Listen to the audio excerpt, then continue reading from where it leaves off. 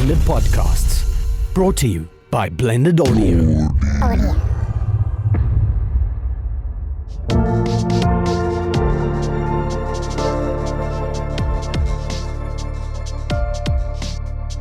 ArtPod is a South African-focused visual arts podcast hosted by Claude Chandler.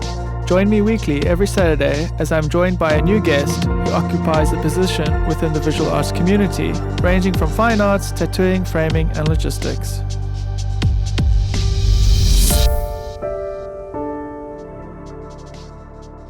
Welcome to another episode of ArtPod. I'm your host, Claude Chandler. Today we're joined by Ashleigh Fisher, co-founder of Artist Admin. Very excited to have you on today. The podcast is all things visual arts, and I've been trying to, I've got framers in, hangmen, fine artists, cartoonists, and it's great to deal with someone who deals with logistics, I guess. So before we start, can you just give us a brief breakdown of what Artist Admin does? So Artist Admin is a kind of new venture that a business partner and I started at the beginning of last year. We kind of found this interesting gap in the market where artists were feeling overwhelmed by the amount of admin in reaching their success. We joined forces, and with a kind of unique skill set of managing businesses, managing bands, managing or being partners to fine artists or, career artists in our personal lives, we kind of found a space that could service the art industry or individuals for growth in their careers locally and internationally. And that's divided into a whole different spectrum of services, being bookkeeping to helping with logistics and shipping or production of an exhibition or an event. It's been an interesting journey since the beginning. It's kind of like shaped because there's no real model for it. Yes. There was nothing for us to follow. So halfway through our first year, we were approached by ShopRite Checkers to put an exhibition together. And we're like, oh my word, nobody's really offering this service. Yes. It's been adopted quite well. Yeah, I guess for a lot of people, a lot of organizations or companies, I think there's a kind of a nervousness or a fear in terms of how to approach artists or the art community as to how to put together an exhibition or a show, especially if it's like a corporate brand like Checkers. Yeah. And I think you just kind of have this very professional, clean-cut, black and white presence in terms of being the gateway to the art world. Yeah, I think for them, it's easy to put a conference together. It's easy to, put some corporate event together, but something that requires a close understanding of the medium or the artist personalities and how to respect the product that they're kind of branding their new product with. It was an easy relationship to form in between And you said so it's a kind of a new idea. So nowhere in Joburg or Durban. No, we were researching it in the beginning, and we found one kind of service in Amsterdam called Backdoor, and get you in trouble if you Google that. And they were servicing boutique ad agencies in Amsterdam, the Netherlands, just offering bookkeeping, just a simple service of removing the creative from the day-to-day admin that kind of you could say bogs you down. It's a very distracting requirement, just being able to run a business or run a career successfully. So we found that kind of model. We're like, okay, there must be something here.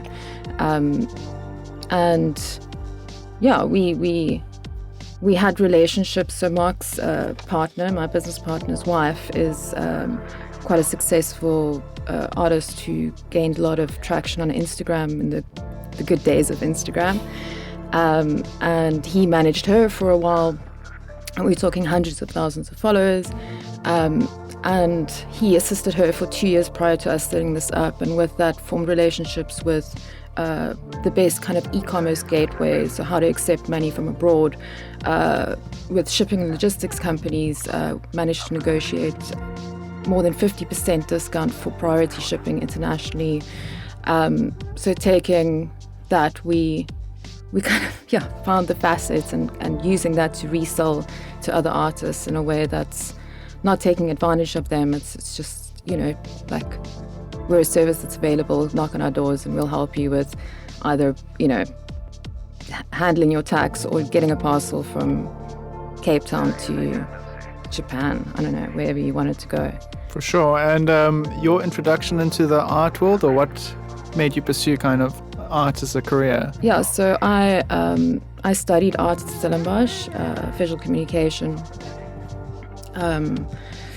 for 4 years, and straight after that I joined my father's ad agency, not really out of choice, like he needed assistance as a receptionist. I was like, okay, Dad, I'll help you out. And 8 years later, I was still there.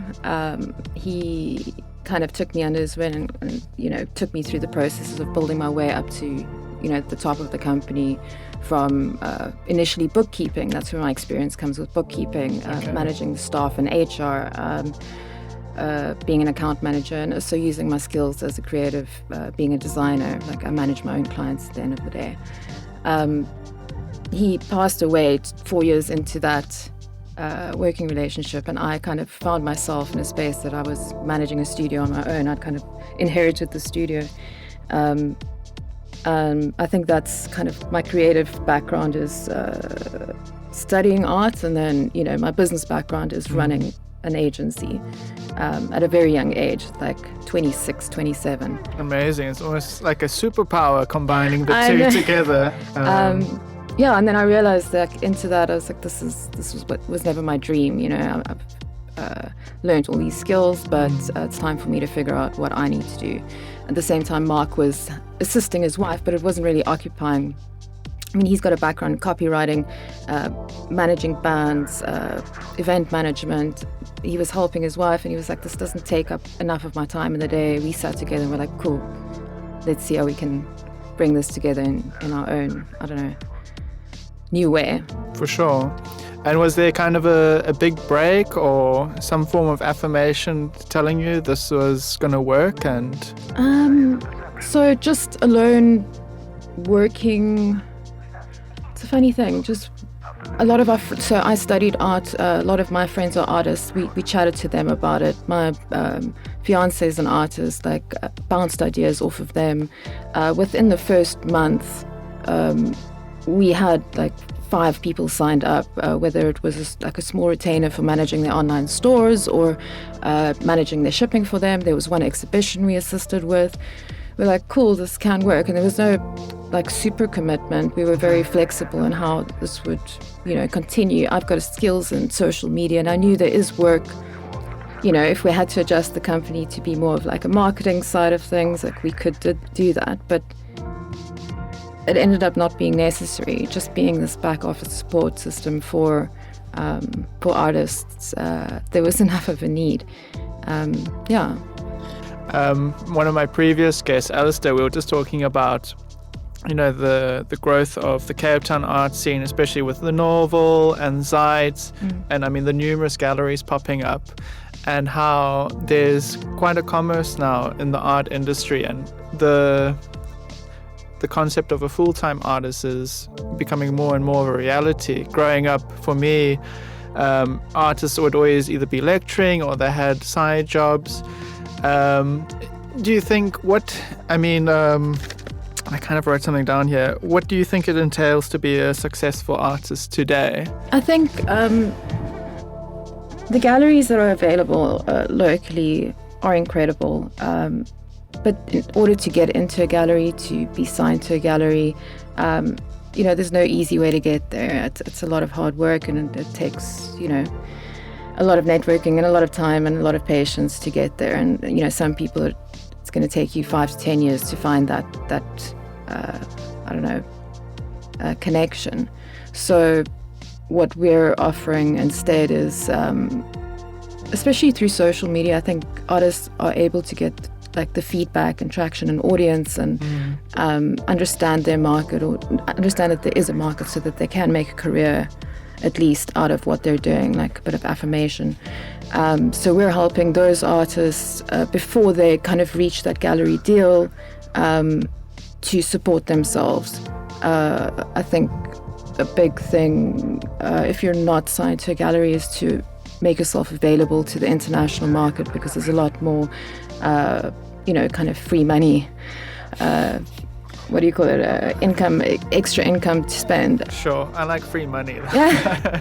Free money floating around, available to buy art, to make their lives more, I don't know. And do you see there, like, the pathway of artists being completely independent and taking advantage of social media, websites, and you find that the role of the gallery will change, or it will... I don't think so. I think it depends what space you're in.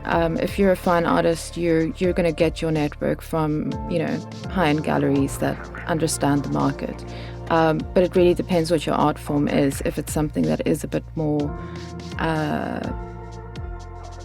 I don't want to put the wrong term to it, but something that's maybe a bit more easy to consume for general masses, like use those tools, use e-commerce. Why not, set up your own exhibition if you find the right space, internet. Like, we help artists maybe identify a space, do a feasibility budget, understand what they need to do in order to gain those marks and achieve those goals. But I wouldn't kind of put galleries out of... For sure, yeah. No, totally, I agree. Like, I think there's almost like a brand power and a trust within kind of the gallery. I think a lot of people think of galleries as white walls in space, but ultimately I think they're just kind of gatekeepers to clientele. Absolutely. And a certain clientele trusts this gallery and whatever. And that's they where put their on. value lies, and that's why they can charge what they charge. It's invaluable to an artist to be open to a buying market that they've obviously curated and nurtured over the years, and they understand and can push your work to you. And talking about brands, do you think it's important for artists to start seeing themselves as like a brand and that type of attitude, whereas not only the art is important, that there's a full package of online presence, even their character. It's an interesting one. We've had a couple of artists say, listen, we're useless at social media. Can you please help us gain a market? And if it's a brand, like we work with fashion brands, we work with florists and businesses, but if it's an individual, that's not something we would necessarily take on, because we do see it as a brand. We don't want... Your voice is so important on those channels to communicate what it is you're doing, and to hand that over to someone else is just, removing yourself from the product that you're creating, the art that you're creating. So how serious you take that in terms of pushing a formalized brand is up to you, but I think it's very important that whatever communication you put out there is... comes from the artist, Totally. Yeah. Yeah, for example, if I think of brand power, I would say if I thought of Lady Scully, in terms of her social media presence, I'd almost call her a celebrity in a way. Yeah, for sure. And, I'm not surprised that Cirque or Everard Reed latched onto her, because in terms of association, having her on board, you're young, the stuff's contemporary, she's fresh, she's relevant. Energy. Totally. But that's not every artist's personality. No, I know. I've said that to other artists. They're like, I'm not a celebrity artist. This is my strategy. This is my kind of route. And I think, that's also fair. And it's not the only way. It's just, I find it's a kind of new opportunities and openings for artists, especially if they want to do it full time. For me, that's why I'm also having a go at this podcast game, just to kind of have a certain presence within the art community. It's even why I took on running Eastside. There's no profit there, but it's just to kind of, again, it's just presence. Yeah. And it's such an uncertain career path, I think, to kind of dabble in as much as you can as super important. Yeah. Where do you get stuck as an artist? How do you feel artist admin could have... I mean, not that I'm trying to... Oh, for me, well, if Or your relationship with galleries, for instance.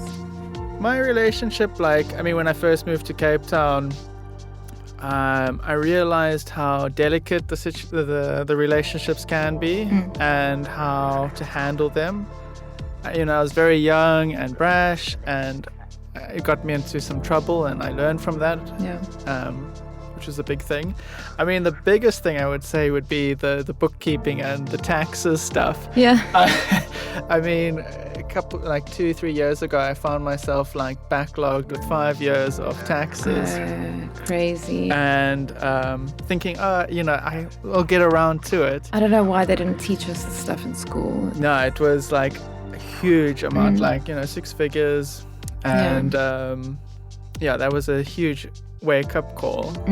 And then, yeah, I mean, so when someone first brought up artist admin and I went through all the services, I just think that's such an important thing, and it's something that's not taught to you. Exactly. And I remember I was in my studio had the SARS website up, just doing some book stuff, and another artist walks in, about 10 years older than me. He's like, "Why are you doing this tax stuff? We artists, we don't pay tax."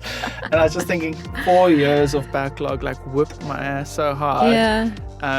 And he's been doing this for 12 years without anything. And I just think, oh my God. That's so scary. Terrifying. Yeah. And there's so many easy ways to do it. I mean, I'll just put one word of advice. It's like, look at turnover tax. That reduces all your paperwork. And otherwise, you should look, depending on your turnover, look at opening a business, you know, with a separate bank account, and pay yourself a salary every month so that you're just paying PAYE like any other employee, but you're employing yourself. It's just ways to separate that, and not that the system take advantage of you. There are avenues to take. No, for sure. And I think the turnover tax is quite an important avenue for artists.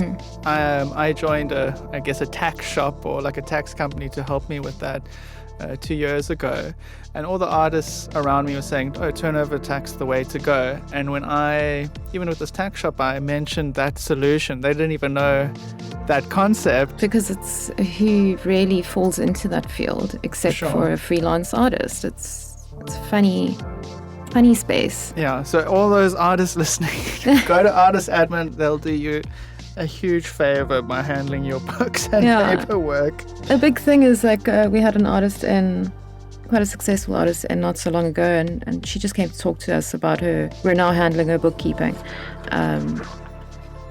And she walked out, or we ended the meeting, she was like, "Cool, what do I owe you for the consultation?" We're like, "What?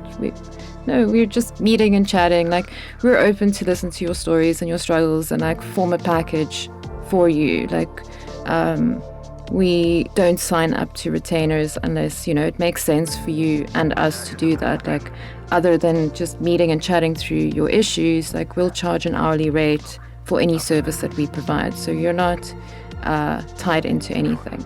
I think, like, a large portion of artists that we've been dealing with, whether it's, I'm saying artists, but it's creators, it's fashion designers, it's ceramic teachers, you know, it's in kind of the creative space. They've said 50% of them have considered employing an assistant, a part-time assistant. And not to say that, you know, you need to cut that off completely, but a lot of the time you're going to employ someone part-time, pay them a salary, which is going to be a fat chunk, but then also have to manage them. It becomes more work for you. So we sell ourselves as kind of like skilled PAs for artists at an hourly rate. Like, you know, we don't have to do that much research to find out how to solve your issues. We've got the experience and the skill set, and we can do it efficiently at a really kind of affordable hourly rate. No, for sure. I mean, I did see the rates on the website. They're absolutely reasonable. And I like the kind of approach. I think for you guys, the building relationships and kind of long-term business partnerships I think is the way forward, and just growing that community and that clientele base. Yeah. I mean, even running Eastside Studios, I run it as a non-profit or whatnot. I also just took the reins of it. I wouldn't want to change too much of that. And a lot of people say like, well, run it for profit, make it this thing. And part of me is like, if I wanted to run a profitable thing, I wouldn't deal with artists. I would rather get architects or something in there. And I think, there is a kind of... So I do appreciate the way you guys have approached it. It's an understanding. I think because both Mark and I are our partners are artists, and we've been so versed in the art scenes, we've seen how people have taken advantage of artists. Like, I'm not talking about decent galleries, but some galleries are taking up to 50% for like minimal work, and it hurts. It hurts to see the people we love, have only that stream to be able to be successful. That's not necessary. So we are very transparent, real, approachable company that will not try and sign you up to a retainer to be able to ship things with us. I have people dropping off a single artwork maybe once every 6 months to send to Canada or Australia or whatever. Where our doors are open for anything. And you've never decided to act as an agent or an agency? No, we don't want to. That's the thing. It's difficult to put a price to that or to measure something like that. It's the same thing when it comes to kind of managing the brand of someone on presence of someone on social media. We can't promise that you're going to get so many followers or many sales. It's impossible to kind of manage, and expectations can be misread. So unless we expand and get somebody who's got experience with being an agent for an artist, but legitimately, then we're quite comfortable just doing the smaller things. But then it's also just great to see the growth of Artist Admin. I mean, you employ people, which I always think is a huge endeavor. But I think it's also great that there are companies, artist space for young creatives. I remember when I moved to Cape Town, I worked for Art Jamming. Yeah. And it was just nice to have something in the art field. And kind of just as a startup. But that must be a huge responsibility, no? Yeah, managing the staff. I've got lots of experience from way back, but it's a good team to have. Both of our employees are, the one is a part-time ceramicist, so she kind of, is also in the arts field and enjoys learning in the office space and what we're doing. The other one is kind of dabbling in art, and she's kind of opened up her eye to what the possibilities are, or just as a hobbyist. We're hoping to be in Joburg in the next 6 months, so there's definite plans for expansion and setting up group exhibitions that can help up and coming artists feel a bit of confidence in the scene. I don't know. We've got lots of ideas and avenues we want to explore for growth. In terms of growth, Joburg makes a lot of sense. I know.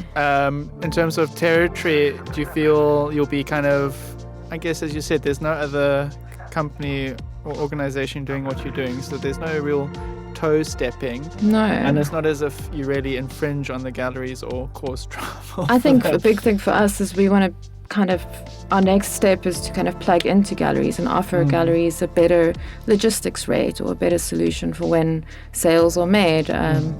Maybe assist them from an advertising point of view with their marketing or their website structures. Like, we want to be a support system to galleries as well. No, I think in terms of adding value to an artist, I think there's this kind of perception of what the artist can do and probably the limitations.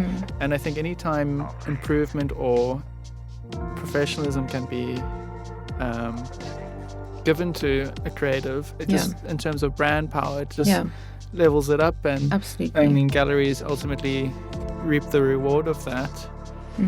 I think we short on time. Okay. So we're going to have to... It goes so quickly. There's I 25 know. minutes, but I'll definitely have you back on. I've got so many other things, like going through our services, go look at our website, artistadmin.co.za. It breaks down a list of services, clients we've worked with, as well as our costs. If you want to ship something, there's a shipping form. We ship daily with FedEx. And you will be surprised at the rates, I promise you. Yeah, more plugs. You can just say, so websites, logistics, bookkeeping. Basic admin, like doing your emails if you just can't get to it. Those are pretty much the structures. Storage and distribution, which is part of logistics. No, great. I think, and again, any young artist, established, emerging, the services are fantastic. It's very professional. And again, in terms of, just how people perceive you and your kind of career, I think to have that professional understanding behind you and the logistics makes all the difference. And so artistadmin.co.com or .co.za. Any social media? Artist.admin on Instagram and artistadmin on maybe SA on Facebook. But Instagram's a place, let's face it. So you can find us there. Great. Thank you so much, Ashleigh, Thanks, Claude, for being on the show. Thank you, Blended Audio, for making this all happen. And we'll definitely have you back on the show. Looking forward to it. Cool. Thank you. Cheers. ArtPod is a South African-focused visual arts podcast hosted by Claude Chandler and produced by the generous assistance of Blended Podcasts, brought to you by Blended Audio.